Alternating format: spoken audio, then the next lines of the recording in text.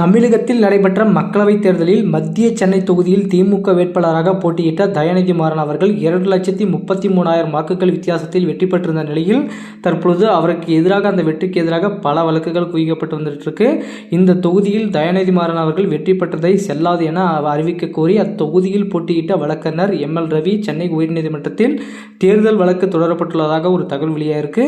அதில் தேர்தல் பிரச்சாரம் கடந்த ஏப்ரல் 17ஆம் தேதியுடன் நிறைவடைந்த நிலையில் இந்நிலையில் தயாநிதி மாறன் சார்பில் வாக்குப்பதிவு நாளான கடந்த ஏப்ரல் 19ஆம் தேதியன்று பத்திரிகைகளில் விளம்பரம் வெளியிடப்பட்டு தேர்தல் பிரச்சாரம் மேற்கொள்ளப்பட்டுள்ளதாகவும் இது ஜனநாயக முறைப்படியான தேர்தலில் வாக்காளர்களை திசை திரும்பும் செயல் மட்டுமின்றி மக்கள் பிரதிநிதித்துவ சட்டத்துக்கும் எதிராக செயல்பட்டிருக்கார் அப்படின்னு சொல்லிட்டு அவர் அந்த வழக்கில் சொல்லியிருக்காரு.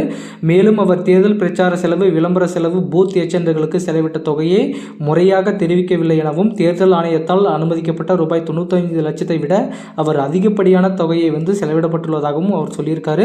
ஸோ மத்திய சென்னை தொகுதியில் தேர்தல் நியாயமாகவும் நேர்மையாகவும் ஜனநாயக முறைப்படியும் நடைபெறவில்லை எனவும், எனவே இந்த தொகுதியில் தயாநிதி மாறன் அவர்கள் வெற்றி செல்லாது என உடனடியாக அறிவிக்க வேண்டும் என தற்பொழுது அந்த மனுவில் அவர் கோரிக்கை வச்சிருக்காரு. ஸோ கூடிய விரைவில் இந்த வழக்குக்கான விசாரணை உயர்நீதிமன்றத்தில் வரும் என ஒரு தகவல் வெளியாயிருக்கு.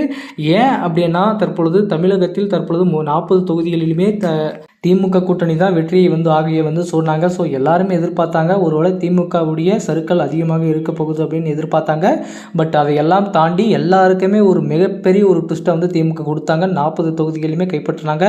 முன்ன டைம் 2019 நடைபெற்ற நாடாளுமன்ற தொகுதி தேர்தலில் கிட்டத்தட்ட 39 தொகுதியுமே வின் பண்ணாங்க. ஒரு தொகுதி மட்டும்தான் இழந்தாங்க. பட் இந்த டைம் அந்த ஒன்றையுமே சேர்த்து தூக்கிட்டாங்க. மொத்தம் 40 தொகுதியிலுமே வின் பண்ணிட்டாங்க. ஸோ இப்போ அதுதான் பரபரப்பாக போயிட்டுருக்கு. தற்பொழுது இந்த தென்சென்னையில் இருக்கக்கூடிய தயாநிதி மாறன் அவர்கள் வெற்றி பெற்ற தொகுதியில் இந்த வழக்கில் அவருக்கு எதிராக வழக்கு திரும்புமா, இல்லை அவருடைய பதவி பறிப்பதற்கான வாய்ப்புகள் இருக்கா அப்படின்றது தான் முக்கியமான விஷயமா இருக்குது. ஒருவேளை உயர்நீதிமன்றம் தீவிரமாக விசாரணை நடத்தப்பட்டு தயாநிதி மாறன் அவர்கள் சைடில் மிகப்பெரிய தவறுகள் இருந்தால் ஒருவேளை இந்த தேர்தல் விதிப்படி அவருடைய வெற்றி மாறுவதற்கான வாய்ப்புகள் இருக்குது. ஸோ அதனை தொடர்ந்து அவருக்கு கீழாக அடுத்தபடியாக யார் அதிக வாக்குகளை பெற்றிருக்காரோ அவருக்கு அந்த தொகுதி போவதற்கான வாய்ப்புகள் இருக்கா, இல்லை ஒருவேளை மறுதேர்தல் நடைபெறுவதற்கான வாய்ப்புகள் இருக்கா அப்படின்றது தெரியல. ஸோ கண்டிப்பாக புதிய மாற்றங்கள் ஏற்பட போகிறது.